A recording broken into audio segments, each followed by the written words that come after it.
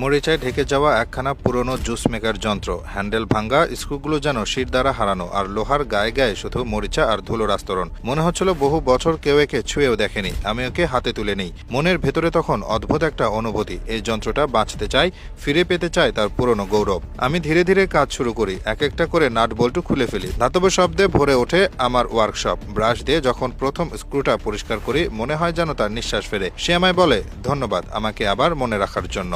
যন্ত্রটার ছোট ছোট টুকরোগুলো, যেগুলো আগে একসাথে কাজ করতো একটা চমৎকার সংগঠনে, এখন তারা ছড়িয়ে ছিটিয়ে। আমি ওদের আলতোভাবে তুলে নিয়ে শুরু করি তাদের শরীর থেকে বছর দশকের ময়লা ঝাড়ার কাজ। তারপর শুরু হয় সেই রূপান্তরের যাত্রা। স্যান্ড ব্লাস্টিং চেম্বারে ঢুকে একে একে পুরনো রং, মরিচা, দাগ সব মুছে যায়। ওর গা থেকে ধুলো উড়ে যায়, আর ভেতর থেকে ধীরে ধীরে বেরিয়ে আসে ধাতব উজ্জ্বলতা, যেন কুয়াশার ভেতর থেকে বেরিয়ে আসছে কোনো ভুলে যাওয়া ইতিহাস। একসময় যে গৃহিণী এই যন্ত্র দিয়ে ফল চিপে ছেলে মেয়েদের রস খাওয়াতেন, তার স্মৃতিগুলো যেন ওর শরীরে গেঁথে আছে আজও। পালিশ করতে দেখি এই ধাতু আসলে এখনো জীবন্ত, চকচকে করে ওঠে, আর আমার চোখে তখন নিজের প্রতিচ্ছবি দেখি। এ যেন আমি ওর মধ্যে নিজের শ্রম আর ভালোবাসা দেখছি। তারপর সেই ঠান্ডা চাপানো সরিষার তেল নিয়ে হাতে একে একে ওর শরীরে মাখাই, তাপদানের জন্য ওভেনে ঢুকিয়ে দেই। মনে হয় এক একবার বেক করার পর ওর যেন ভেতরে এক নতুন আত্মা জাগছে। ওর রং বদলায়, গা দুতি পায়, আর আমার গলা শুকিয়ে আসে। ভেতরে কেমন যেন এক অদ্ভুত ভালোবাসা জন্ম নিচ্ছে এই নির্জীব যন্ত্রটার প্রতি। তারপর রং করার পালা। প্রথমে সাদা পাউডার কোট, এরপর টিল রং।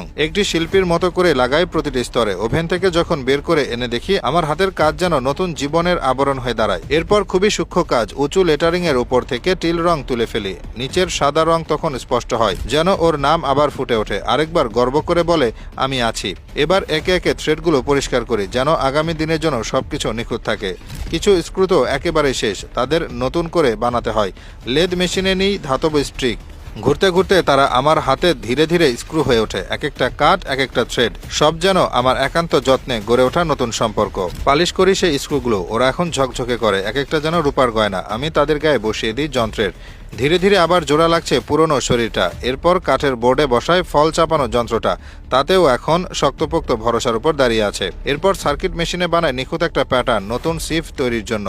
পুরনো যুগের যন্ত্র আর আধুনিক প্রযুক্তি, এই মেলবন্ধনে আমি অনুভব করি সময়ের সেতু বন্ধন। সেই প্যাটার্ন কপার পাতায় ট্রান্সফার করি, হাত দিয়ে পাঞ্চ করি গর্তের জায়গাগুলো। তারপর একে একে ড্রিল দিয়ে প্রতিটা গর্ত তৈরি করি। একটা প্যাটার্ন যেটা শুধু কাজের না, যেন একখানা শিল্প।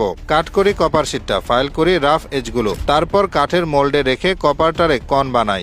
হাতের চাপে আস্তে আস্তে ও বাঁক নেয়। ফ্লেম টর্চে সোল্ডার দিয়ে কন সিমটা জোড়া লাগাই, আর যত্ন করে ঘষে ফেলে দিই বাড়তি সোল্ডার। এখন ও দাঁড়িয়ে আছে শক্তভাবে, ব্যবহারের জন্য একদম প্রস্তুত। যন্ত্রের ভেতরের অংশগুলোকে ঠিকই একই যত্নে ধুয়ে মুছে পালিশ করে আবার প্রাণ ভরে তুললাম। মনে মনে ভাবলাম বাইরের সৌন্দর্য যেমন দরকার